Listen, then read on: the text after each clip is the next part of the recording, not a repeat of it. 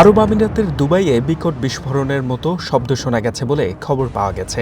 শনিবার শহরের পাম আইল্যান্ড এলাকায় আগুন ও ধোঁয়ার স্তম্ভ দেখা গেছে বলে জানায় বিভিন্ন গণমাধ্যম।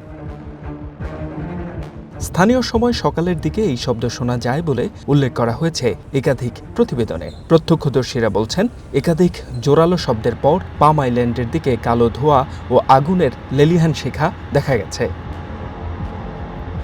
এখনও এ ঘটনা নিয়ে কোনো আনুষ্ঠানিক বিবৃতি দেয়নি দুবাই পুলিশ বা সংশ্লিষ্ট কর্তৃপক্ষ। তবে ঘটনাস্থলে পৌঁছে পরিস্থিতি নিয়ন্ত্রণের চেষ্টা করে নিরাপত্তা বাহিনী।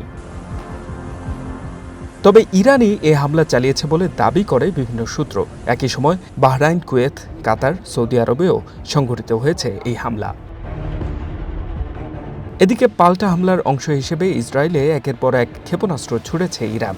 তবে এর বেশিরভাগ ভূপাতিত করা হয়েছে দাবি ইসরায়েলের।